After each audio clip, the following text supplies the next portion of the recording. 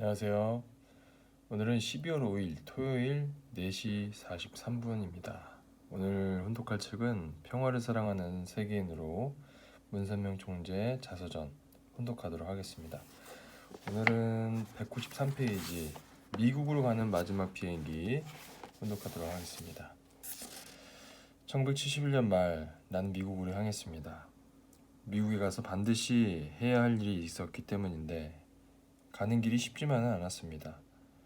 미국 비자를 처음 받는 것도 아닌데 도무지 비자가 나오지 않자 식구들 중에는 출국 날짜를 미루는 것이 어떻겠냐는 사람도 있었지만 그럴 수 없었습니다. 식구들에게 무엇라 설명하기는 어려웠지만 정해진 날짜에 한국을 떠나야 했습니다. 그래서 우선 일본으로 가서 미국 비자를 해결하기로 하고 일단 출국을 서둘렀습니다. 내가 떠나려던 날은 몹시 추웠지만 여전히 나를 배웅하려고 식구들이 공항 밖까지 몰려들었습니다. 그런데 막상 출국하려고 보니 여권에 외무부 여권과장에 출국 인증 날인이 빠져 있었습니다. 결국 나는 예약했던 비행기를 타지 못했습니다. 죄송합니다, 선생님. 일단 대구로 돌아가 계시면 도장을 받아 오겠습니다 하며 출국 준비를 담당했던 식구들이 어쩔 줄 몰라 했습니다. 아니야, 공항에서 기다릴 테니 어서 빨리 도장을 받아오게나. 나는 마음이 급했습니다. 마침 일요일이라 여권 과장이 출근도 안 했을 테지만 그런 사정을 봐줄 여유가 없었습니다. 우리 식구들이 여권 과장의 집까지 찾아가 도장을 받아온 덕분에 그날 마지막 비행기를 타고 한국을 떠났습니다. 그런데 바로 그날 밤 유신헌법이 선포되고 이튿날부터 해외 출국이 금지되었습니다. 미국으로 가는 마지막 비행기를 탔던 것입니다. 그런데 일본에 가서 또다시 미국 비자를 신청했지만 거절당했습니다. 나중에 알고 보니 광복되기 직전에 공산주의자 혐의를 받고 일본 경찰에게 잡혀갔던 기록이 남아서였습니다. 당시는 세계적으로 공산주의가 맹위를 떨치던 시기였습니다. 우리는 117개국에 선교사를 내보냈는데 그중 공산국가 4곳에서 추방을 당할 정도였습니다.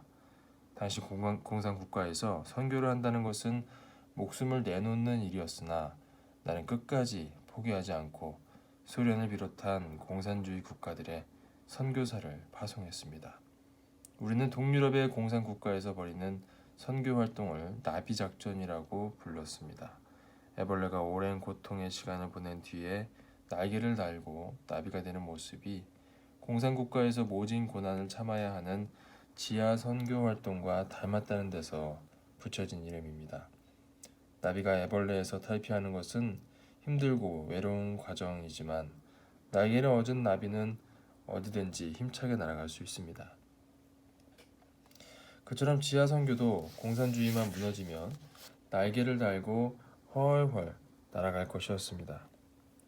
1959년 초에 미국으로 건너간 김영훈 선교사는 미 대륙의 모든 대학을 돌며 하나님 말씀을 전했는데 그중 버클리 대학에 유학을 왔던 독일인 피터 고흐는 새로운 진리에 전도되어 학업을 중단하고 네덜란드의 로테르담으로 가서 유럽 전도를 시작했습니다. 일본에서도 중국을 비롯한 아시아권의 공산국가에 선교사를 내보내는 일을 했습니다. 제대로 된 파송 예배 한번 하지 못한 채로 죽음의 땅으로 선교사를 내보내는 내 마음은 갑사뒤편의 소나무 숲에서 최봉춘에게 일본으로 가는 밀항선을 타라고 내쫓던 때와 별반 다를 게 없었습니다. 자식이 매를 맞는 것을 보기란 차라리 내가 매를 맞는 것보다 더 참혹합니다. 차라리 내가 선교사가 되어가면 좋을 것을 식구들을 감시와 처형의 땅으로 내보내면서 내 마음은 줄곧 울고 있었습니다. 선교사들을 내보낸 후 나는 거의 모든 시간을 기도에 매달렸습니다. 그들의 목숨을 위해 내가 할 수 있는 일은 간절한 기도였습니다. 공산권 선교는 금세라도 공산당한테 뒷목을 낚아채일 듯 위태롭기 짝이 없는 것이었습니다. 공산권 선교를 나가는 사람들은 부모에게 목적지조차 알리지 못한 채 떠났습니다. 공산주의가 얼마나 무서운지를 잘 아는 부모들이 사랑하는 자식이 죽음의 땅으로 들어가는 것을 허락할 리 없었기 때문입니다. 소련에 파송되었던 군터 부어르저는 소련의 KGB에게 발각되어 강제 추방을 당하기도 했습니다. 차우세스쿠의 독재 정치가 극에 달했던 루마니아에서는 비밀 경찰 세큐리타 에 미행을 당하고 전화를 도청당하는 일이 예사였습니다. 한마디로 사자굴에 들어간 것이나 마찬가지인 삶이었습니다만 공산국가로 들어가는 선교사들의 숫자는 나날이 늘어났습니다.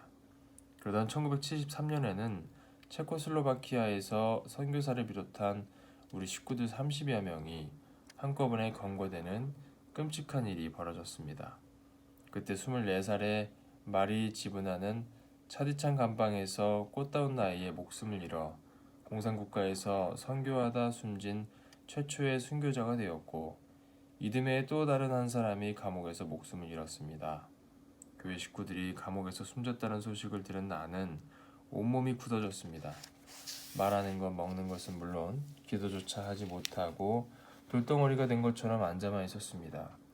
그들이 나를 만나지 않았다면, 내가 전하는 말씀을 듣지 않았다면 그토록 춥고 외로운 감옥에 갈 일도 없었을 것이고 그곳에서 죽을 일도 없었을 텐데, 그들은 나를 대신해서 고통을 당하고 죽은 것입니다. 그들의 생명과 맞바꾼 내 목숨은 그만한 가치가 있는 것일까? 그들이 나를 대신해서 지고 간 공산권 선교의 짐을 나는 어떻게 갚아야 할까? 나는 점점 더 말을 잃어갔습니다.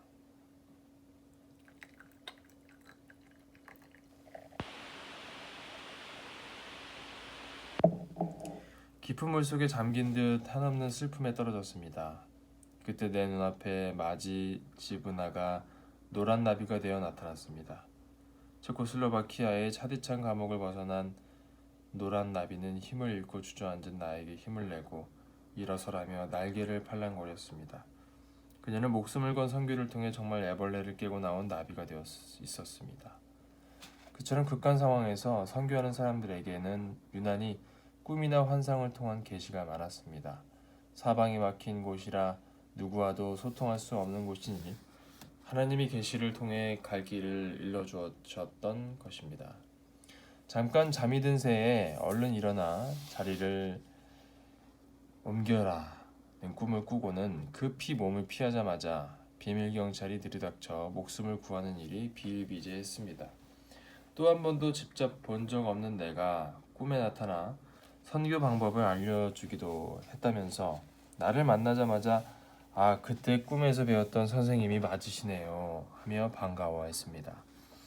이렇게 공산주의를 무너뜨리고 하나님 나라를 건설하기 위해 목숨을 걸고 싸우는 나를 공산주의자로 의심하고 미국 비자를 내주지 않아 하는 수 없이 그동안 캐나다에서 방공을 위해 일했던 자료들을 제출하고서야 겨우 비자를 받을 수 있었습니다.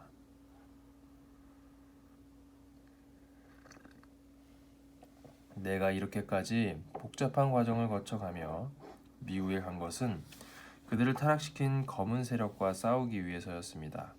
생명을 걸고 악의 세력과 전쟁을 벌이려 떠난 것입니다. 당시 미국은 공산주의와 마약, 퇴폐, 음란 등 세상에 존재하는 모든 문제가 아수라장처럼 뒤섞여 펄펄 끓고 있었습니다. 나는 소방수이자 의사로서 미국에 왔노라고 외쳤습니다. 집에 불이 나면 소방수가 달려오고 몸에 병이 나면 의사가 찾아오듯 나는 타락의 불에 타고 있는 미국에 불을 끌어 달려간 소방수이자 하나님을 잃어버리고 태폐의 늪에 빠진 미국의 병을 고치러 간 의사였습니다. 1970년대 초 미국은 월남전을 둘러싼 갈등과 물질 문명에 대한 회의로 사회가 심하게 분열되어 있었습니다. 인생의 의미를 찾지 못한 젊은이들은 거리를 떠돌며 술과 마약, 프리섹스의 인생을 허비하고 소중한 영혼을 방치했습니다. 그들이 방황을 끝내고 올바른 삶으로 돌아오도록 이끌어줘야 할 종교는 제 역할을 잃어버렸습니다. 그러니 저속한 음란물이 거리에서 버젓이 팔려나가고 마약을 먹고 환각에 빠져 휘청거리는 젊은이들이 넘쳐났으며 이혼한 가정의 아이들은 마음 둘 곳을 잃고 거리를 헤맸습니다. 하나님은 온갖 범죄가 파헤치는 미국 사회에 경종을 울리려 나를 그곳에 보내셨습니다. 미국에 도착하자마자 나는 기독교의 새로운 장래와 하나님의 뜻과 미국이라는 주제로 저녁을 순회하며 강연 활동을 펼쳤습니다. 사람들이 모인 자리에서 아무도 지적하지 않는 미국의 약점을 아프게 꼬집었습니다. 미국은 본래 청교도 정신으로 세운 나라입니다. 불과 200년 사이에 세계 최대 강대국이 될 만큼 눈부신 발전을 한 것은 하나님으로부터 무한한 사랑의 축복을 받았기 때문입니다. 미국의 자유는 하나님으로부터 온 것입니다. 그런데 오늘날 미국은 하나님을 잃어버렸습니다. 지금 미국 사람들은 하나님으로부터 받은 사랑을 다 잃어버렸습니다. 어떻게든 영성을 다시 회복하지 않으면 미국의 미래는 없습니다. 나는 여러분의 영성을 깨워 망해가는 미국을 구하려 이곳에 왔습니다. 회개하십시오. 회개하고 하나님에게로 돌아가야 합니다.